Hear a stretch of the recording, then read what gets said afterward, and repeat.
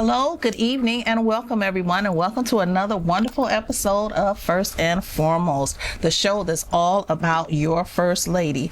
The show that's truly all about your First Lady. We have a unique opportunity to speak with First Ladies from in and around the U.S. from churches, where they share their stories, their gifts, and their talents, and we get to hear it straight from First Lady what really happens when the hats come off. And speaking of hats, I am modeling tonight's hat, so if you're interested in the bidding, it is $50. Please call into the show at 313-759-1568, and you are welcome to this absolutely beautiful black and red all-weather hat. And as you know, those proceeds go to take care of the show. It'll help pay for Jason. Is that correct, Jason? Sure. And so we thank you guys in advance for your bidding.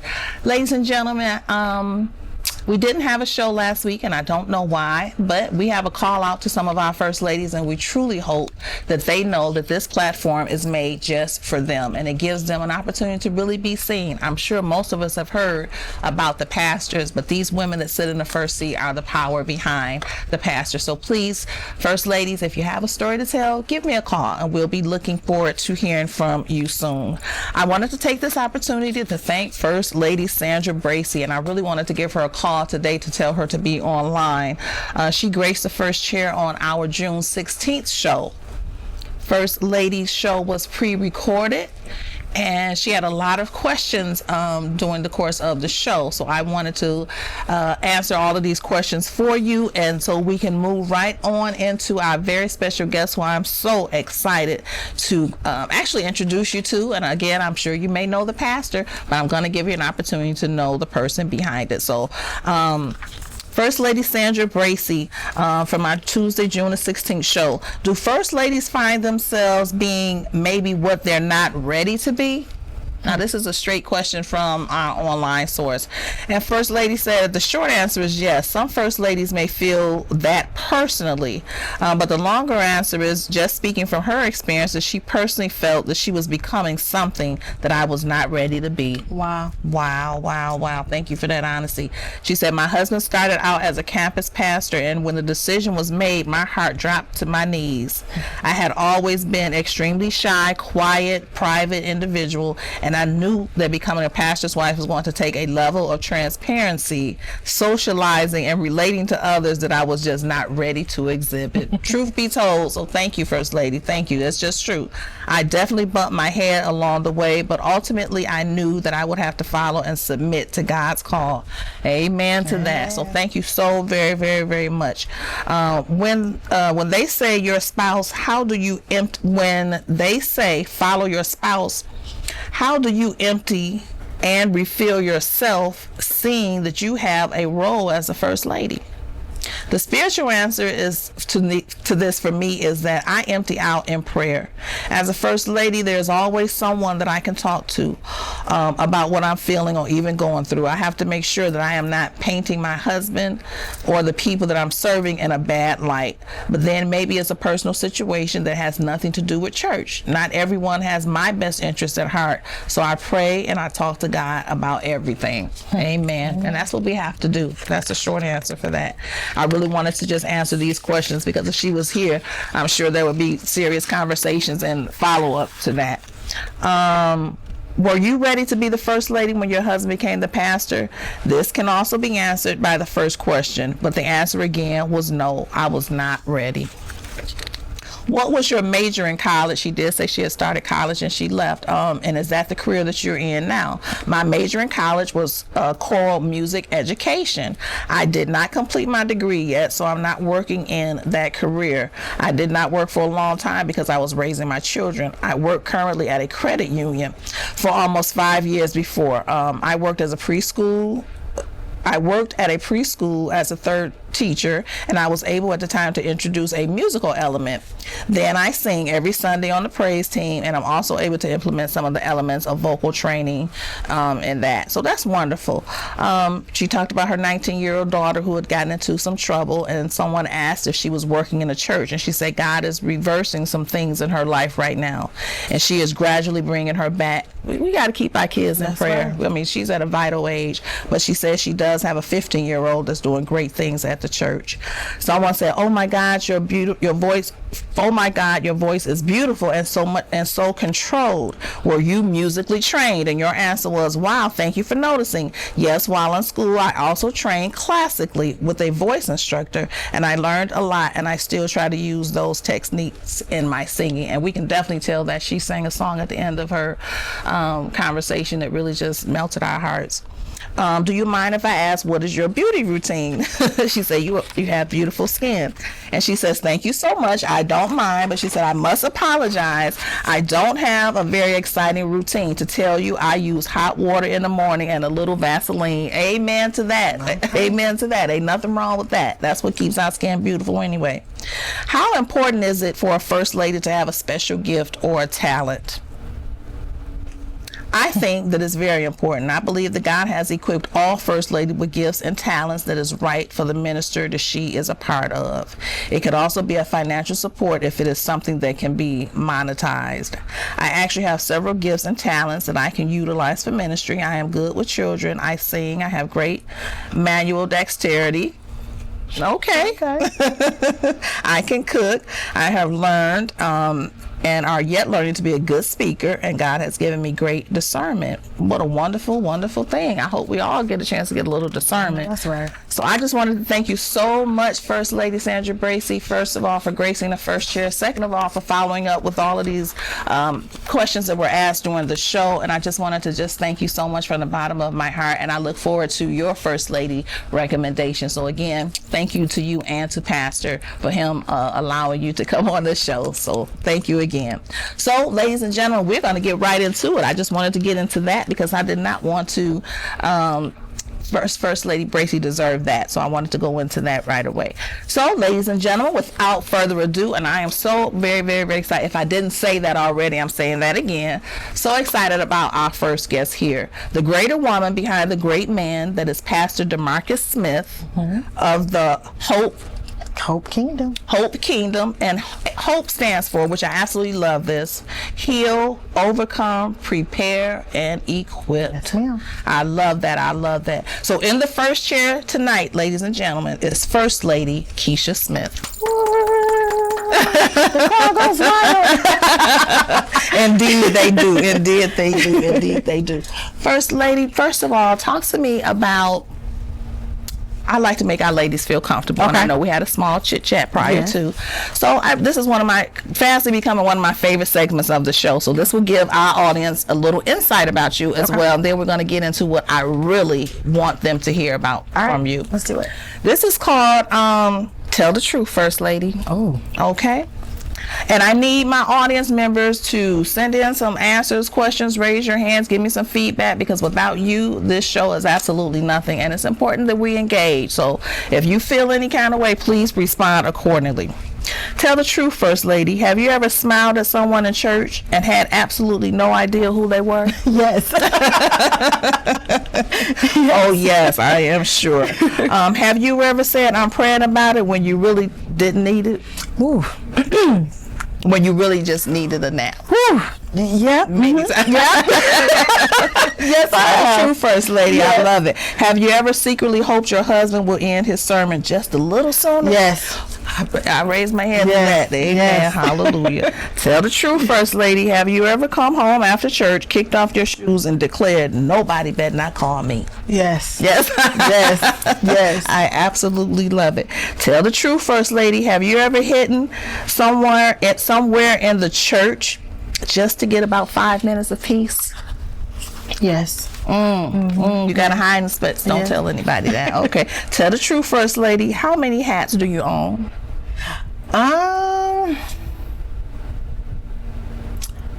Maybe like 5 or 6. So you're not really a hat wearer? No, I'm not. Okay, never have been? No. These hats are just in your closet for? They're just in my closet. I was gifted one when I was younger, my first church hat, from a young lady from my previous church I was a part of, and I was complimenting her hats. Her hats were bad. Sister Kendrick, her hats was always bad. Well, shout out to Sister and she bought me my first hat. Oh, awesome. Yeah. How awesome is that? Well, I love that. I love that. Tell the truth, First Lady. Have you ever bought a new outfit just because you knew you had to have somebody looking at you? No. Yeah, I'm not that way either. I'm not that, no. Tell the truth, First Lady. Has anyone ever expected you to be perfect simply because you're the First Lady? I don't know if anyone has ever expected me. I've expected myself to be that way. Yeah. I couldn't say that anyone else has expected me to be that way. Yeah. And that's just a personal pressure we have to put on ourselves. Tell the truth, First Lady. Have you ever wished that you could attend church wearing jeans and sneakers just once? I do, so yeah. Okay. I do.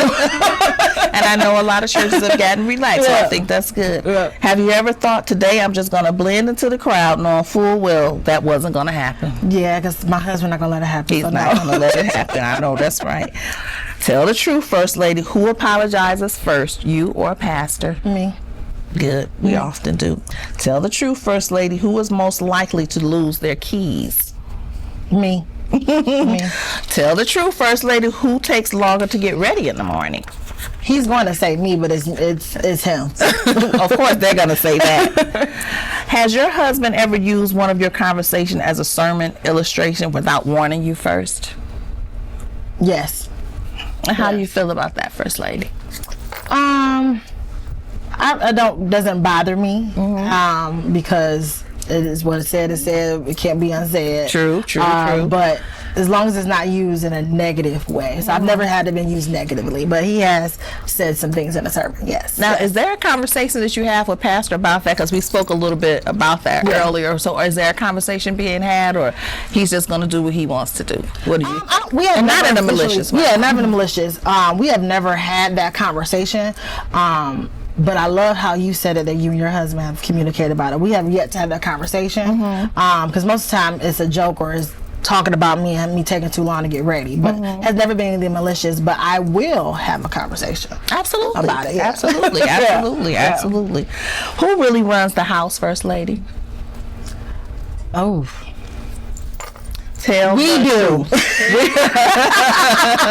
We do. That's a There safe we go. answer. We do. That's we a do. safe We do. answer. But I deep down love inside, I do. I believe that. Now, tell the truth, First Lady. What's one guilty pleasure that you refuse to give up? Ooh. I feel like I have to buy a new outfit for every new occasion. Do you? I need to let that go. What does your closet look like? It's a room. It's a whole I room. wish I had a whole room. Oh my goodness, I wish I had a room. My closet is a whole room. Wow. Do you give any of your clothes away? Yes. Do you thrift it? Okay, I do. very good. I do. Very good. I very do. good. Tell the truth, First Lady. When was the last time you danced around your house like nobody cared? It's been a while. Okay, we're gonna have to change Have to that. change that. Tell the truth, First Lady. When was the last time you? Oh, I'm sorry. You'd already danced around the room. Have you ever locked yourself in the bathroom just to enjoy 5 minutes of uninterrupted time from your family? This morning. She said this morning. This morning. I understand that. Tell the truth, First Lady. Do you ever wear your church smile when you're actually exhausted? Yes. Yeah. I think we have to. We have to. I think all people really should. Do Everybody that. has to. Yeah. Yeah, and I don't think that's faking it till you make it. I is don't it? either. What do you think about that? I just think that you're just trying to hold it together before you burst, because sometimes you might get that hug and it's just a All you wrap. need. So yeah, All you need. And sometimes we just try to hold it together, and I know you said I don't believe it's faking until you make it, but it can be seen as faking until you make it. Yeah. But I like what you said, because I say this at the conference. Sometimes when you see people, you get those hugs and those are the only hugs and embraces you get. And sometimes that's just enough to just say you're gonna make it. Yep. Without even saying Without anything. even saying anything. Yep. I think that's a wonderful thing. Tell the truth, First Lady. If no one expected anything from you for the whole day, what would you do? Nothing. I know that's right. I will be in the bed all day long. All day long. And I don't know about my question and answers because my assistant isn't here, but I need to be following up because I want to make sure that my audience is joining me and letting me know about some of these things. tell the truth is something that I really like to do because it really gets our first ladies a little more comfortable. Yes. So are you comfortable now? Yeah, I'm okay. good. So let's get right into it. Ladies and gentlemen, I met First Lady Keisha Smith at a conference at Christian Community. Greater Community. Yep. And that's Sister Perkins. That's a dear friend of mine, but that's Pastor C's church. And this past weekend was a tremendous, wonderful, much needed conference. Yes. I don't want to lose my train of thought because when I think about all these conferences that the women have, men aren't having conferences, but we're trying to have all these conferences to better ourselves. And this was behind, what was it, the title? Keeping it real, taking the makeup off. Keeping it real and taking the makeup off. I was actually one of the speakers and presenters there, and so was First Lady Keisha. And when I heard her story, I immediately asked her if she could be on the show because it is truly one of fascination. So without further ado, I'm going to ask First Lady one question, and then we're going to roll right into what I want you guys to hear. First Lady, talk to me about your love story. So DeMarcus and I met at church, surprise, surprise, and he was just getting our relationship, I was just getting our relationship, and we just connected just over communication during Bible class. And I wasn't looking for a relationship, he wasn't looking for a relationship, I just wanted a friend. And then my pastor at the time, Apostle Jason Palmer, he was like, all right, once you keep hanging around somebody, you're going to fall in love, you're going to start liking. I'm like, I don't like him. No, I don't like him. We're going to be all right. And you know what? He was right. We was hanging around more each other. He was meeting my friends, and we were going out and staying on the phone all types of night. And we just been together for the last 9 years ever since. That's wonderful. That's wonderful. Now talk to me about your children and the kids situation. Yes. I mean that in a good way. Yes. So we have 3 children. Our oldest is 18, is Akira, and Dallas is 8, and then Denver is 3. The 2 oldest are my bonus children. So those children were born before DeMarcus and I got together, and I inherited them to be my kids. And then Denver is a child that he and I share together. So before I ever had any children, I was a bonus mom first. And the name, is this your business? It's called Bonus Mom Vibes. Yes, Bonus Mom Vibes. And I just thought that was so wonderful. I was speaking with our producer in here. It's a unique situation, and it's really one that's never really been addressed. When you go to marriage counseling or when you get involved with a person, you're marrying that family as well, and you married young children. What happened with if you don't mind sharing that story? So when I met DeMarcus, Akira, I believe, was 8, and Dallas was just a few months old. Wow. And after we made it official as boyfriend and girlfriend, Akira's mother passed.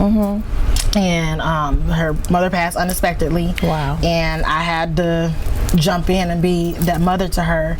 Now, you hadn't had any children at this time? No children at all. I was enjoying my 20s as I'm supposed to, as my mother taught me to do. I was enjoying life and doing those things, and I had to become mom to her because she had lost her mom, and we were dating. And I always told her from the beginning that one thing you don't have to ever worry about is that I'm never going to leave your side. Regardless of whatever happens to me and your father, I'm always going to be right there for her. And I made that same promise to Dallas as he got older, to understand that. So I had to step in and just be her mom because she needed that mom. All she had at that time was she had, not to discount the women that were in her life, she had plenty of women, plenty of support in her life that was there for her. But right before her mother passed, her grandmother had passed. Oh wow.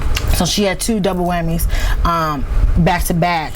So I just stepped up to be that person for her. So I was at the parent-teacher conferences. I was at whatever special event. I was buying her little dresses because, a man doesn't know, just a woman that can't fully raise a son by herself. True. You need some type of man influence. Absolutely. Same thing works for a female. Absolutely. He was doing a phenomenal job raising her, but she was, a tomboy, and that's not what she really wanted to do. She wanted the dresses, she wanted the jewelry, she wanted to get her hair done, she wanted to get her pedicures and things of that nature. And I was doing that stuff already, so come on, join me. And that's just we just bonded and we just connected. We've been attached ever since. That is so amazing. That is just so amazing. And so earlier we were talking, and First Lady Keisha said she felt like the third wheel. I was. Because it's a relationship between you, the mom, or whoever is asking her. You said your husband had actually said that you needed to ask the mom certain things before you did certain things. No. I let my husband know that we need to talk to their mother. So unfortunately, I did not have the opportunity to have the conversation with Akira's mom because, like I said, she passed. So, you know, when it came to making decisions for Akira, it was just me and him. Okay. It was easy said and done. Right. But when it came to Dallas, we had to involve his mother. Yeah. Yes, we can make certain decisions about, you know, because he's at the house with us. Like, okay, he's gonna, if all the kids are going to my mom's house, then he's gonna go over there too. Absolutely. But there's just certain things you have to have a conversation with her as well. One reason why I was very adamant about that is because I grew up as a bonus child. My father passed when I was young, and my stepfather, I've always knew who my stepfather was when my parents got married when I was 19. Okay. At no point did my stepfather ever try to replace or push anything, agenda on anything. I love that. So when I was seeing that with my parents, understanding that between my mom and my stepfather, I just took that in with my children. With Dallas and Akira, like, okay, if I knew my dad was here, I know that my stepfather would talk to my father. There's been plenty of times that my stepfather has openly said, like, speaking of heaven, like, okay, Keith, these are your girls, what do you want to do? And he's always acknowledged I love that. So seeing that as a child, I just want to emulate that in these children's lives so they know that at no point if I'm ever trying to overstep your mother's role, your mother is your mother. She will always be your mother. You know, the saying goes, you only get one mom. True. You're fortunate enough to have two moms. So, but that's always your first mother. Right. So I just want to make sure that my husband knew that at the beginning, and that's just how we communicate, is that, you know, with Dallas' parents, she's married, and we have a whole group chat. So I'm like, hey, Dallas need this and that, and we just communicate that way. I think that is absolutely wonderful. I guess I'm fascinated with it because it definitely puts a different spin, first of all, on first ladyship. Yeah. And being a mom, and especially you were a mom before you were even a mom. Right. And so I think that that's wonderful. First of all, because their conversations are being had. Nobody's assuming anything. Yeah, no one's assuming anything. Yeah. Now it's not always easy. We all had to mature and all had to come to a realization that, you know, we have to do this together in order to make this work, because at the end of the day, if it doesn't work, we're harming the child. True. And the child doesn't need to be 10 years later traumatized because, well, my dad and his wife had issues, and my mom and them had issues that we didn't need that. Yeah. And you know what, we talk about this, and I know we share in common First Lady Glass, and you know she talks about trauma, and it comes in so many different forms, and that could truly be one. Yeah. You know, where stepmom is treating you bad or things of that nature. But I think the important part of that, and this is a learning experience for me, but I think in everything conversations are needed. Conversations are needed because speaking of Lady Sandra, trauma is real, and sometimes we don't realize that you have trauma until you are in your 20s, your 30s, your 40s. You don't realize that past issues was really trauma that was holding you down. And I didn't have a bad childhood, I didn't have bad parents, anything like that, but I still had some form of trauma. And I don't want my kids to have the same type of trauma that I had. So that's why I always wanted to build on the fact of being the bonus mom vibes. It's a good thing. You can be a bonus mom in any capacity. That's true. It doesn't have to be that you're married to a man or in a relationship with a man that has children. I have a bonus mom myself. She's not married to anybody in my family. I just called her my extra mom because she is like a mom to me. And I never wanted to ever disrespect my mom, even though my mom is not that way. But I call her my bonus mom because she's an addition to my life. Absolutely. Now talk to me about the organization. What do you do? How do you get people involved? How can I get some information to share with our group? So we have a website. We're on all social media platforms. So we're on Instagram, we're on TikTok, we're on Facebook as Bonus Mom Vibes. Our website is bonusmomvibes.com. We have merch, so we have t-shirts. Everyone loves our leggings. We have hats. We have many different things. I have blogs on there to talk about some things that I've been through with the children, dealing with that, sometimes feeling alone by myself, or feeling like the outcast, because at the end of the day, like I said at the beginning, I am technically the third party. I am not on the birth certificates. I don't have any rights per se. So I am the third party. And I just had to have that conversation with my husband and things. But so we have conferences last year, we had a mom talk where we had a group of women from different perspectives of being a bonus mom. So we have we had a young lady, was my sister. She has no children, but she has 1,000 children. Understood. She never birthed any children, but there's so many people that from the church, outside of the church, that look to her as a mom. And then we have a divorcee that didn't, all her children are hers, but everything, but her husband had to accept it, but now she's accepting his kids and they're divorced. Wow. And then I had a mom that is married, and she has kind of situation to me. She dated a guy, married a guy that already had a child, and then they had children together. And then the other young lady, she's a single mom, but she's navigating her children's father. He had children before her children. So just navigating that and just hearing the different perspective of how bonus mom can have. It was a really good conversation. It sounds wonderful. About that. Coming soon, we're going to have it from the male perspective. So the same type of situation, a man that doesn't have any children, a man that dating or married a woman that has children, or a divorcee that is still accepting their ex's children, things of that nature, and a married dad. So it's just many different ways that you could think about bonus, and it's not a bad thing. No. All bonus moms or stepmoms per se are not bad. They're not evil. It's positivity around it. As long as you control the narrative. If you allow everybody else to control the narrative, that's when it becomes negative. And I think it takes a very special person. Again, I just think to bring the conversation to the forefront. And I'm not saying, since I'm not in a situation, I'm really just asking you questions, because I think that maybe men just take for granted, these are my other kids and you're just gonna take care of them. But it's always gonna be between, to me, you and the children, because the dad is coming and going. I mean, not that you're not taking care of the household, but you're raising the child. So how do you communicate? Is it all you, the kids, and dad having this conversation to making this work? It depends on what the situation is. Now, 8 times out of 10 they come and talk to me. That's always mom. And I'm always like, wait, go ask your dad first and then come back to me, because like, just using Akira example, me and Akira have been in each other's life for the last 9 years. So no one knows, everyone knows her dynamic, that her mother passed, but everybody believes that she's literally my child. That's great. And they say that she looks like me, she acts like me, she do act like me, Lord help me. But she comes to me first. I'm like, okay, but ask your dad, because at the end of the day, your dad has that dynamic.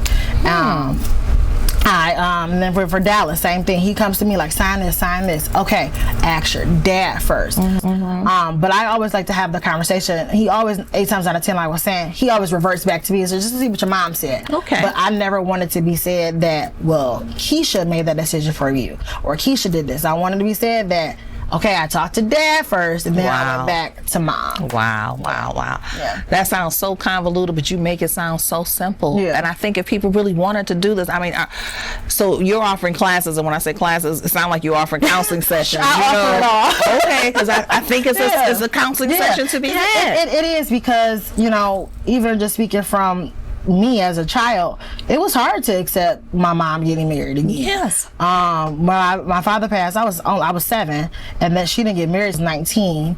No, I don't believe that she waited or anything like that. I just think that they did what they wanted to do.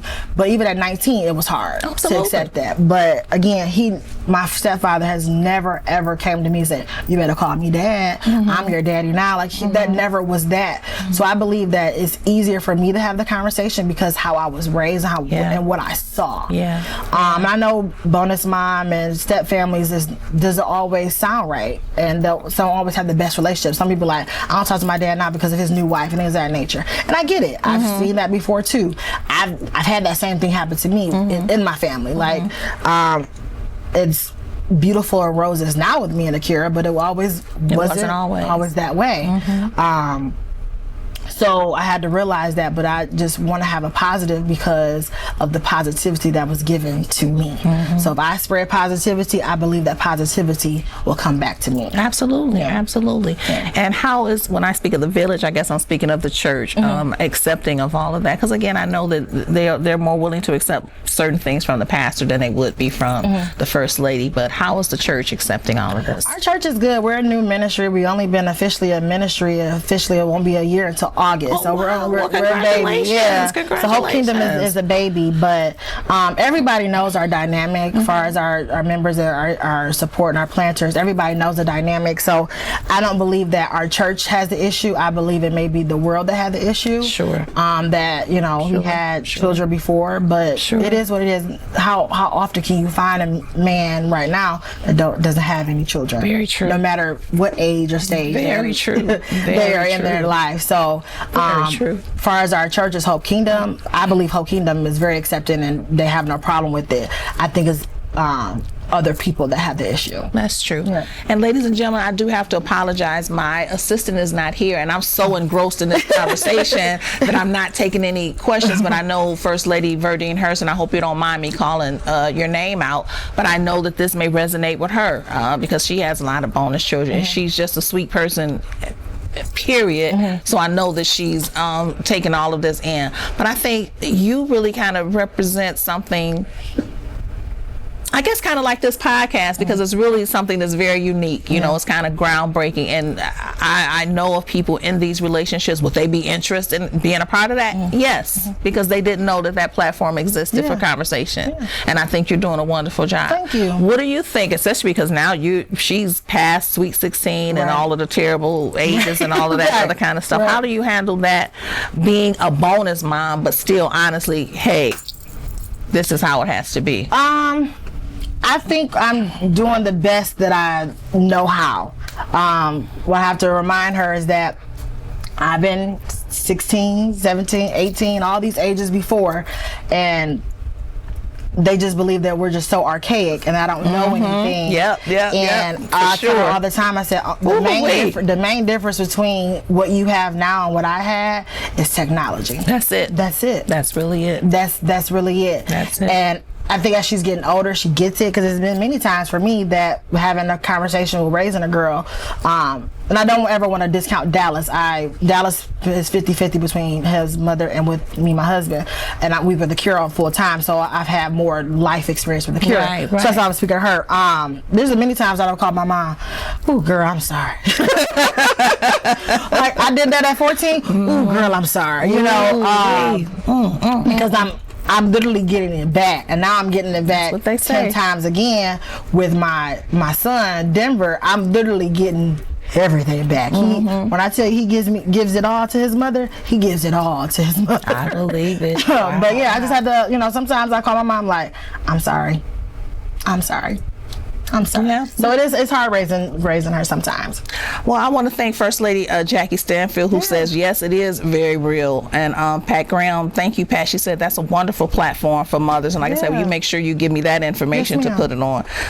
Thank you, my cousin, nephew, London Senior. So thank you so much. And Verdine Hurst, thank you. She said not at all. I love you so much. She's so sweet, just a great mom, just a great person individually. But I want to ask, because now I have a 12-year-old going on 25. And it's so hard, because you said the one thing, they think you're archaic, you don't know anything. I have to get on her all the time about how she talks sometimes. And now she's into Michael Jackson. Every song, everything that comes, every day, every song, it's just driving me crazy. And I realized truth from the Bible, that there's nothing new under the sun. I was a fan, but now she's like a super fan. And it's absolutely driving me insane. And I want to stay engaged with her because of the age thing, but I still want her to say, don't be obsessive about everything. I'm not saying it's a passing fad, because he's been around forever, but hey, don't hold on to it too tight. I mean, her life has become, Mommy, I want this jacket. Mommy, can you get me these shoes? Mommy, it's just Michael Jackson frenzy right now.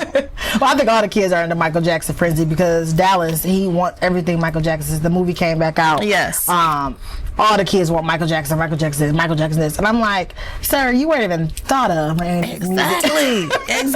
Came out, but you want to hear Billie Jean?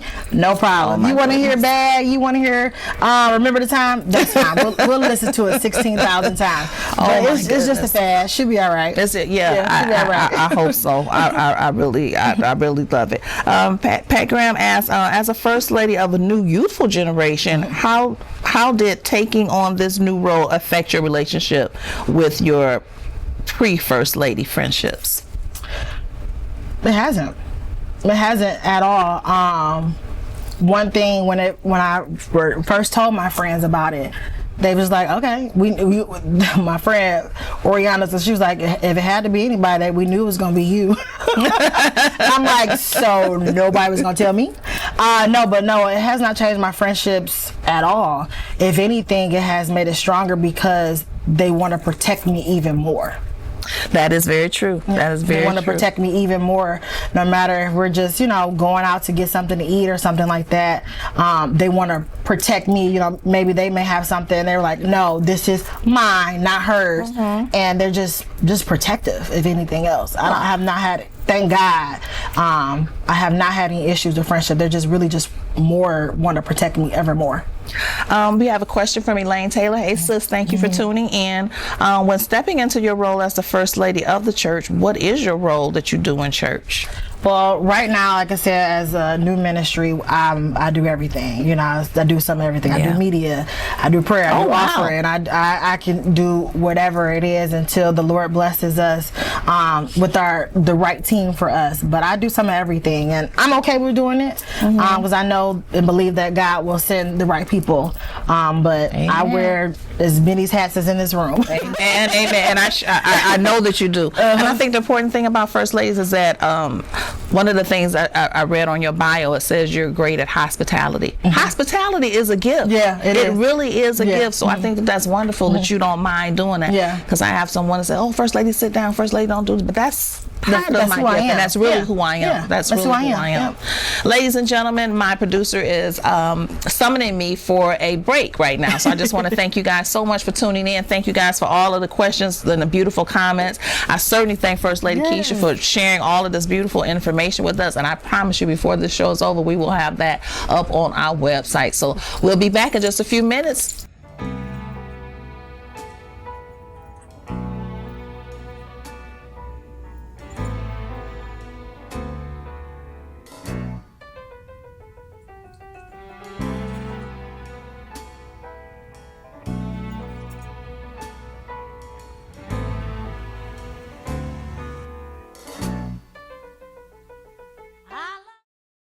I was in a conversation with someone the other day, and the conversation got a little heated because it was certainly something that I was passionate about. And during the conversation, the young woman said, "Oh, First Lady, I never thought of it that way." I apologize. You certainly do bring a different perspective. And you know what I said to that? Here's the First and Foremost, the show about the First Lady's perspective. Thank you for tuning in. Her perspective is unique because she sees both the public platform and the private process. She witnesses the tears behind the sermons, the warfare behind the worship, and the cost behind the calling. Hello, good evening, and welcome everyone, and welcome to another episode of First and Foremost. I'm your host, First Lady Lakeitha London. And in the first chair on tonight is no one, because you have yet to call me First Lady. First and Foremost is a platform that's created just for you. It's giving us an opportunity to be seen and to be heard. Come and share your story in the first chair on First and Foremost. It is indeed waiting for you.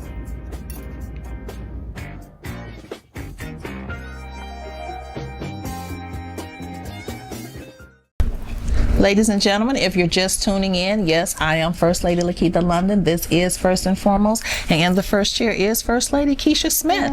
And we are having an exciting conversation about Bonus Mom Vibes. And I wanted to ask her, we asked off camera, but how long has Bonus Mom Vibes been in existence? Yeah, so we've been in existence for the last 5 years. And you told me, talk to me about your story about how this even became. Sure. So, a young lady at my former church, she was dating a guy. He had 2 kids, and she just came to me. She's like, "How do you do this? What do you do?" And I was like, "Just be you, just be you."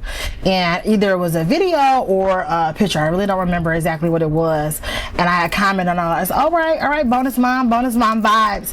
And Holy Spirit just spoke to me right then and there, and I just took that, just say write it down. Yeah, make it plain. Make it plain. Amen. So I wrote it down, made it plain, and I just wrote, and I was just coming up with things. I contacted my sister-in-law. I sent her the name, and she came up with many different logos. I gave it to my pastor. I said, which one? And he was like, this one. And once I got his approval, I showed, at the time he was my boyfriend, I showed DeMarcus, and he was like, okay, let's go. And it just went from there. I think that's absolutely wonderful. That's wonderful. You told me you have merchandise, so what kind of merchandise? She did wear a beautiful t-shirt, and actually, I don't even want to jump the gun, but your style. We have so many different first ladies with so many different styles. How do you rate your style? And I'm talking about, would you wear what you wore to the conference to church? Okay, because I love those jeans. I was going to ask you for those jeans, but talk to me about your style and what you like to do. I just wear what I feel appropriately, but I just wear what I feel, and it is what it is. I mean, my style is just my style. I don't really know how to per se put it into words what my actual style is, but I like stuff. I like sparkles. Sometimes I like all black. Sometimes I like colors. Sometimes I don't like colors. It just really depends how I feel on that day. Like today, I'm coming from work, so I'm feeling bright. I'm feeling good. So this is what you get. But my style is just be me and whatever my husband likes. Honestly, I know that's a cliche, but seriously, you like this? All right, we're wearing this. No, that's not a cliche. Now that's interesting. We're getting into a whole nother topic. For let me just thank First Lady Latoya Johnson and Tiny T for joining us. I love you guys again for just always tuning in. So you asked your husband about dress and if he likes it and if he's My husband, either he wants me to wear gym shoes or heels. There's no in between. It's gym shoes or heels. And I am not a gym shoe person per se. I wear some flats and some heels, but he either wants gym shoes or the heels, and that's what I have to wear. I have to buy more gym shoes. Okay, well, he's giving you the authorization to buy. Right, there you go. That's exactly what's happening. Now, how do you think, especially with your new children, your bonus kids, your style is affecting them? Do you talk to them about their clothes? If you're shopping for them, what are you now that the son is in to Michael Jackson? I'm like, what are your limitations? When do you put your foot down? And when you put your foot down, do you feel guilty about it sometimes? I don't feel guilty, no. Okay. Akira, she's at the age, she has a job, so whatever she wants to buy right now, she buys it. All these girls now, they want to wear crop tops, everything. Now she knows there's certain limits, and with her crop top is, she needs to have a jacket or something on. But I just let her be her, because my mother never discouraged me from being me. Okay. Never said she's not wearing anything inappropriate, but just let her be her. Far as the boys are still at the age of, they're 8 and 3. I can buy them whatever, and they don't care. Right. So I'm sure that Dallas is going to start, as he's getting older, that's going to change. But as of right now, I can go to Target and cash out and be done. They'll wear what they want to wear. Okay. So no, I don't feel guilty. I don't feel bad about saying anything. There has been some things that Akira has worn or bought that it is questionable, and she has to put that back in the closet or try it again. But for the most part, I believe I give a good example. My village gives a good example of how to dress and then she sees the options of what not to do. So I think she does pretty good on figuring out which way she should go. Okay. Well, I love that. I remember First Lady, what is her name? Rashida Mays told me during the show about how the village raises her kids. We talked about that, and she said the problem is a lot of people that's there think that they're in the village and they're not. And I ponder about that question, because I'm always wondering, just because you're in the church, is that your village? No. That's not your. Speak to me about that. That's not your village. No, just because you're a part of the church, you're not technically a part of the village. I may be a part of your village, but you're not a part of my village. Exactly. Because you don't carry the same weight that I have to carry. So you can't be in my village if you don't understand the weight that I am carrying, the sacrifices and the weight that's on me, and as well as my husband. Right. So everybody can't be a part, just like you said, everybody can't be your friend, can't be in your friend circle. That works the same way. Everybody can't be a part of my children's village, because you may do things with your children that I don't do to my children. So that's Now, do you, and I don't think Pastor would have a problem with this because again, I'm not, it's not a dig at men, but I believe they turn it over to the women. They really want you to do it. And how do you feel about that? Are you good with that? Is there continual conversation about it? And say, especially because you guys have a son together, a child together. I mean, it's a continual conversation regardless. It's always going to have a conversation. Most of the work does come on me, which is fine. Yeah. It is what it is because I know, like I said, with our new ministry, he has to work 10 times as hard as a ministry that's been established for 10, 15 plus years. Right. So we're in the grind period. So a lot of times it is on me to make sure things are done. But he is helpful. He's there, you know. I work 9 to 5, so he has a more flexible schedule. So he does the pickups, he does the drop-offs, he does all that type of stuff. He, you know, he'll at least take the dinner out. Or sometimes he'll cook the dinner. So it really depends. But we have a conversation all the time. We have a shared family calendar. He called me right before I got here, so you know we communicate all the time. Now, is that something that you talk about on the Bonus Mom Vibes? Because something you just said, keeping a calendar, keeping a family calendar, I think that's important. Yes, we do talk about that with Bonus Mom because the mind, you'll have something on your mind right now and you forget it in 5 minutes. That's true. So if you don't write it down, you're just lost. So yeah, just have the communication is really, really, really big for me. On all parts, I need to communicate because if it's not communicated, I may feel some way, and that's not how you feel. Exactly. So if you don't communicate and talk about it, I might feel that you have animosity towards me, and deep down inside, you don't. You don't. Yeah. You don't. And we interpret a lot of things differently anyway. Now, I hope you don't mind me asking this, but how are you and the mom? Do you guys communicate one-on-one? When you want to take trips? I bring this up only because I'm just in a very unique situation, and I think it bothered me a little bit because I wanted to get my daughter's ears pierced on her on her last birthday. And when I took her home, her dad took her earrings out. And so my husband told me later on, she's my bonus daughter. And when my husband he said, well, you should have asked him. And it really, I was taken aback by that because I feel like I do everything else for her. I didn't think that was something that I needed to ask. Right. And then for my husband to piggyback on that and echo that, it really offended me a little bit. So I guess I bring that up to say, how does that work with you?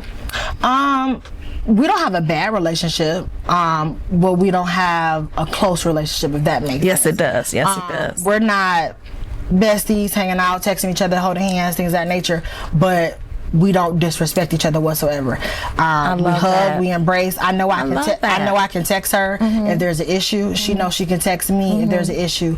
If she can't get to DeMarcus she'll call me. It just happened a couple weeks ago. If I can't get to Dallas, I need to communicate to her and DeMarcus is unavailable, I'll communicate to her. But I always tell DeMarcus, you try first. Yeah. There's just certain conversations that should not come from me. Yeah.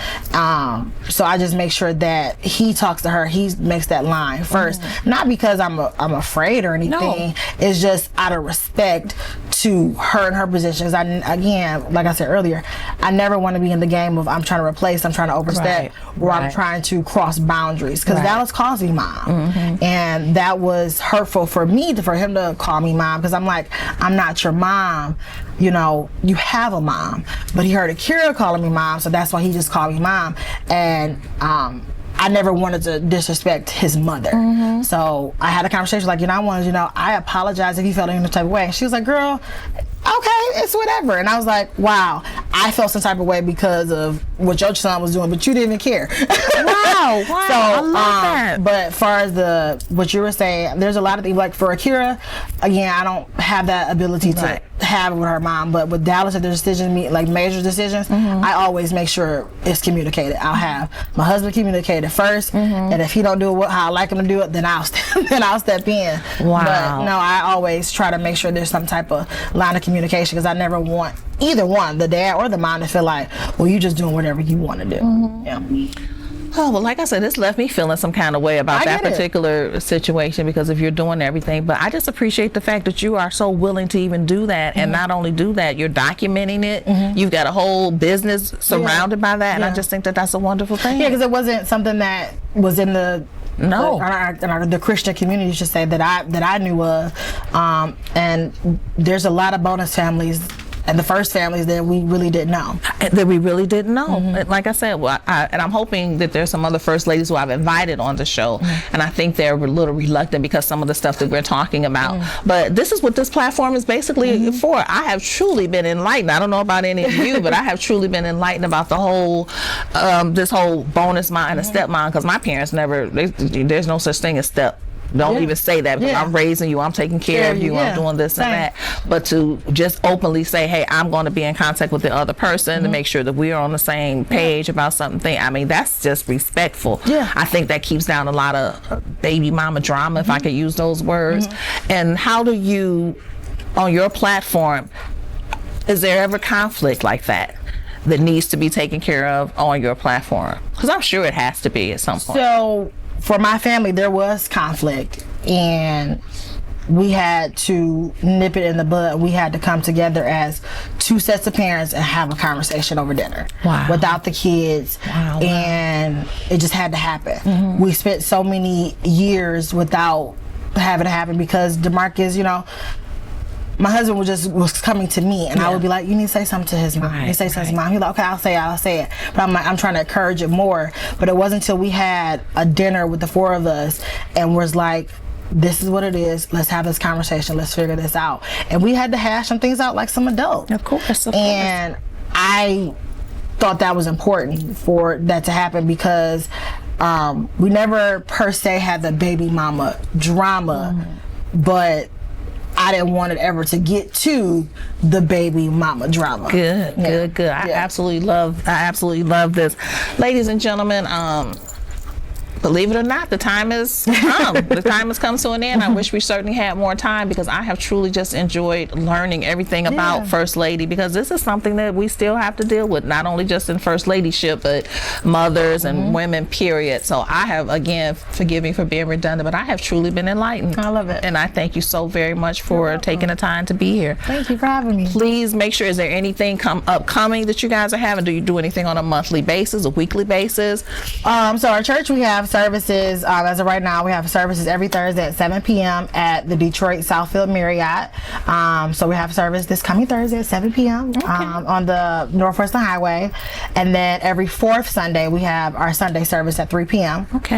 As far as for Hope Kingdom, as far as bonus mom vibes, right now we don't have any upcoming events. We are in the process of planning some things, getting some things together, but visit our social media. There's plenty of things on there. There's stories, there are things that you can share, just opinions and things of that nature there. Visit our website. Like I said, you have merch.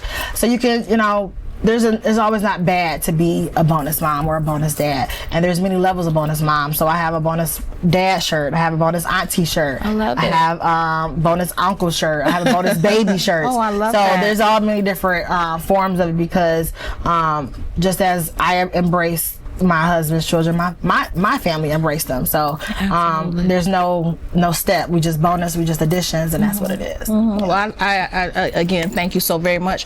And it is bonusmomvibe.com. Yes, bonusmomvibes.com. Vibes.com. So you guys make sure you check into it. But any upcoming conferences or anything, I promise you that I will make sure that you guys get that information. And before we get ready to close, and our final words, is there anything, especially as a first lady, is there any advice that you can give a first-time first lady and someone who's coming into this situation, maybe a B and C or step 1, 2, and 3, that you feel would be beneficial to them? Just be you. That's 1, 2, and 3. I love it. Just be you. Don't be anybody else. Be you. Be true to yourself. Be real. Speak up. If it's bothering you, speak up. Say something. And also have that prayer closet. Because you have to have a prayer closet first, being a first lady or being a bonus mom. You have to be in the face of God at all times. Because if you're not, you're gonna fail. So I would just say, be yourself, speak up, and pray about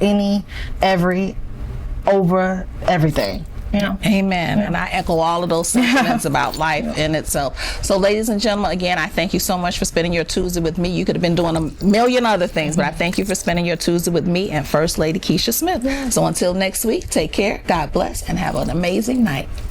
Awesome. Yay. Oh my goodness.